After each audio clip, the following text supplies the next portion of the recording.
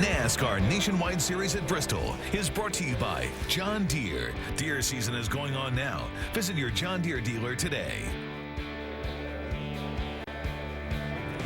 Now, this Bristol Motor Speedway has been a very special place in Elliott Sadler's NASCAR racing career. Back in March of 1998, he scored a win in the NASCAR Nationwide Series. Got a win for the Wood Brothers in the NASCAR Sprint Cup Series as well. That was March of 2001, his first career Sprint Cup win. And today, Sadler back in Thunder Valley's victory lane again with his second win of this 2012 season. He's made the drive up onto the roof. Dave Burns has joined him there.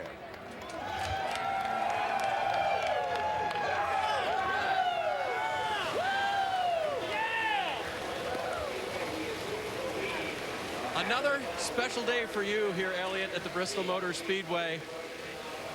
And that last call, I didn't think at first you were too happy with that. Wow, how about a great call by Luke Lambert? And then he reminded me I won a race here in 2001 by doing the same thing, staying out. But I got to thank everybody from One Main Financial, Marion, JR, and everybody there that supports me and this program, and everybody at RCR and ECR. What a great day. This is Bristol. I wanted this one worse than anything because I love this racetrack so much.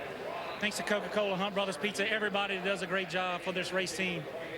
Great call by Luke. And for the first win ever in my NASCAR career, my parents are here. Where are they? Where are Belle and Herman? They're over there standing. Come on, guys. Come on over here. So they for the first time ever, they're here for a win, which is very special to me. I hated my wife and kids are not here, but the first time my mom has gotten to enjoy Victory Lane with me in person. It's wonderful. My favorite track.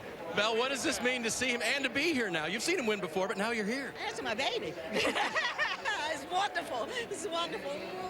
Thank you. I think Dad came on the radio there at the end, did he not? I think he might have said one or two words, but I got to thank Richard Childress, everybody at ECR.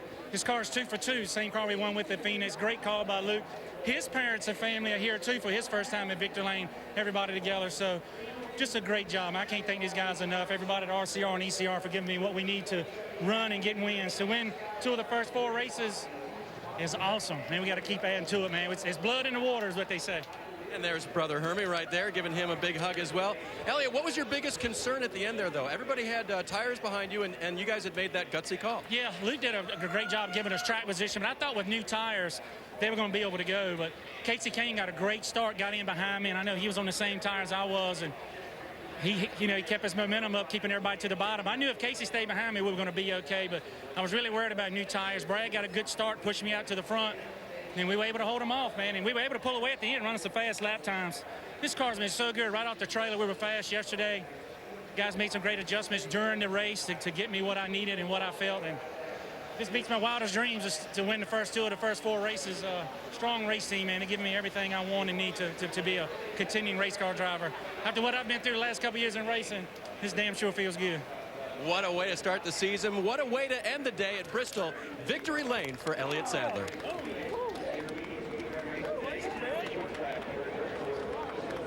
Well, he only led the final 35 laps. He had a good car all day. Let's not confuse that issue, but the strategy call got him the track position.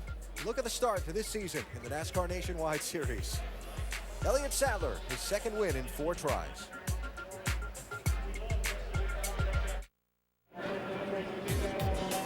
Even though there were showers forecast and threatening on the radar all day, turned out to be a beautiful day here at Bristol.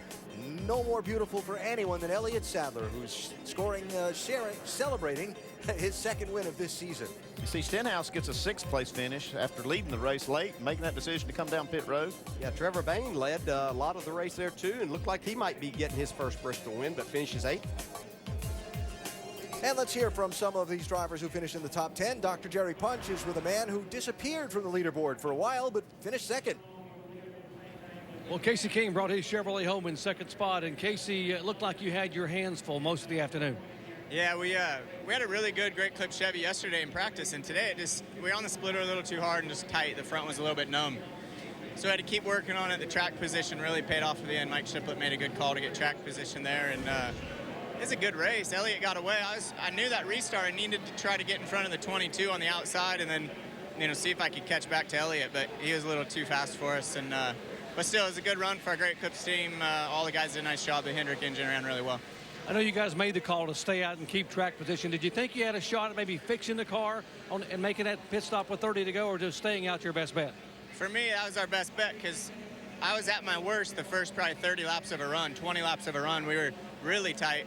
And as the rear tires would build air and stuff, they'd start sliding around and kind of help the front out. So I thought I was in the best spot I could be and just keep the track position, and we were able to hang on to it. A good run today. Thank you. Since Kasey Kahne's last win, he has finished second 3 times, and all 3 times here at Bristol. And Joey Logano brings it home 4th today after starting on the pole and leading for the first part of this race. I mean, we went a long time without a caution flag there, but it seems like after you guys took tires, things changed. What happened? Yeah, I felt like we kind of gave it away. I had a GameStop Toyota that could win this thing. I felt like, especially the first half of the race, and we came in for a second stop, and the car just got really loose, like a bad set of tires, and we lost all our track position. We got that caution with, I think it was 30 to go, and came in, put 4 tires on it, tightened it a little bit, and we were tight the last run. So it just proved us that something was wrong there that run. We lost all our track position. We were the fastest car at the end again. Just needed more time. I needed one more caution to restart on the high side, maybe get a couple of cars there. But either way, thanks to Turtle Beach for coming on the car this weekend. And kind of bummed out we didn't get a win, but we got to keep our heads up for having a fast car. Well, we can foreshadow a little bit. You will be back in the car next week at California. What do you think of that Speedway? I like California. It's I've got a win there, and I feel like I've come close a couple other times I didn't win. But it's a really cool racetrack, especially with these cars. Because they're so draggy, you don't have much horsepower. The draft on the straightaway is ridiculous. So it makes it pretty fun to race, especially on restarts. It's always crazy there. So tune in. We'll have the Translux Toyota out there, so we'll have a good time with that. All right, Joey Logano, 4th straight top 10 here at Bristol. Despite a pit lane speeding penalty, Austin Dillon fights back to finish 12th today, top finishing rookie, so congratulations on that. And your debut Bristol race in the Nationwide Series, how was it? Well, it wasn't what we wanted, but, coming here as of last year, the Truck Series, we didn't really run that well. So the Advocare team really fought hard all day. We got ourselves in the top 10 a few times. The speeding penalty hurt us a little bit early. Had to fight our way back up to there. Just proud of the guys for keep fighting. Want to thank our sponsors, Advocare, Bass Pro Shops, American Ethanol, Tag Heuer, and Nationwide Insurance for putting on a great series, man. I have so much fun each week. I can't wait to get to Fontana. What was the big challenge for you today from a driver's perspective that this track here at Bristol created? Well, we fought both, everything, loose, tight, and at the end we took 2 tires and we're just plowing tight. We actually could go for a few laps, but after that we just couldn't get it what we needed. We adjusted a lot today, just didn't get there. We're gonna find some speed when we come back, kind of lean to what the 2 and the 33 did for the race today. So congratulations to Elliott Sadler and RCR Racing. So I got a heavy heart this week for Frankie Allen and his family from RCR. Passed away this week, and just thinking about his family. Thanks, Austin. Doc? Well, Tennessee native Trevor Bayne looked like he had the car to beat. Trevor, he led 64 laps and looked like it was the car no one could touch. And then the long green flag run after 2 right side tires seemed to be your undoing. What happened with the car? Yeah, I think we might have played our cards a little bit too early. I was really excited about our car at the beginning when we were running behind the 18 car. It seemed like we could catch him and run up to him. In the middle of the race, it was really fast. A lap car squeezed us into the wall earlier, and it made us really tight, but Chad did a good job adjusting back to get it freed up. And then right there at the end, on 2 tires, we just got way too free. Felt like we ran the left rear off the car. Then we came in and took 2 left sides, and that freed it up even more. So I don't know what the magic solution was there on that first pit stop when we took 2 right sides, but I think we might have just went a little bit too early, but it worked out for the time being. We had track position, got to lead some laps.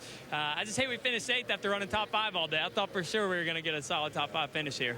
Up to 3rd in points now by virtue of that top 10 finish. And now last week we were thinking about what's going to happen next week. Now we know. I guess you do have plans for California. Yeah, that's what I'm hearing today. I'm not 100%, but I heard that we're probably going to California just because the car has to leave on Monday, so they had to go ahead and make arrangements. But we're 3rd in points. We got to catch Elliott. He is on fire right now with 4 top 3s, I think, this season and another win. So we're like 29 points out of the lead. That's something we can make up, but we got to be there every weekend. So I'm glad YourRaceCar.com came on board, and Crawdads, Classic Spices came on board to help us out this weekend. But we got to get some more for the rest of the season now. Good job today. Thank you. Home state boy Trevor Bayne finishing in 8th spot. Vince? 1 spot ahead of Bayne was Justin Allgaier in 7th, his best finish of the season. Congratulations on that. Did you feel like a pinball at times today? There was a lot of contact on this short track. A couple of times, but it was really good. It was a good race, long race. The Brandt Chevy guys did a good job. I wish we could have got up there and battled a little bit more. We had some times where we were up front, but all in all, just another solid weekend. I have to thank Nationwide Insurance. They provided the camera for the in-car this week, so that was cool. Just wish we could have finished a little bit better for him. You feel like you're making strides, you and Jimmy Ellich? Absolutely. I feel like our entire team, Turner Motorsports, is really doing a good job. Casey Kane finished in second. That was cool today. We just, we were good at times. That last caution, we come in and we made a pit stop, and we changed forward. We were kind of at the end of the lead lap, and I think it was the right call. We just got blocked in. Everybody was running too wide, and then got some damage trying to get back through the field. And once we did that, the car just kind of lost some of the handling. So I hate it. The guys got to fix the car now. I thought I was going to come out of here with no scrapes on it, really. But all in all, like I said, great day. Branch Chevy guys did good pit stops all day, and that's what it's all about. 7th for Justin Allgaier today. Jamie Little? And Cole Witt brings it home 16th in his first start here in a Nationwide car. How difficult is it for you, though, just to not look at that and say, well, we finished the race, and not be frustrated you guys didn't finish better? Yeah, I mean, it's definitely frustrating. We expected a lot more. But at the same time, we can still at least say it was a good points day. We can move on from it and not take a big hit. That's a big thing. But, we just kind of got caught a lap down and never could get it back. We're always just out of reach, so it's just kind of what happens. But, it's Bristol, and I just got to thank Hendrick Cars for coming on board with us and giving us this chance to do this, and Nationwide Insurance for giving us, this great series to race in. So it's been a lot of great people, and thanks to Junior Motorsports. Just looking forward to the season and moving on from this one.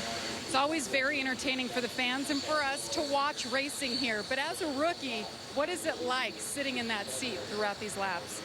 Yeah, I mean, I had to ask you where I finished. I don't even know where I was at. It's just, especially when you get a lap down like that, the top 5 is a great spot to be, but you're outside of that top 5, let alone the top 10. You're really kind of in the leaders just come around here so quick, and if you're caught up by somebody at all, the leaders are right back on top of you. So it just makes it tough, but, it's going to be a long year. We look forward to improving. Still thinking big picture. Cole Witt brings it home 16th. Nicole? And big picture, Cole Witt is still 5th in points. Top finishing rookies today. Austin Dillon once again leads the way. 2 drivers in the top 20.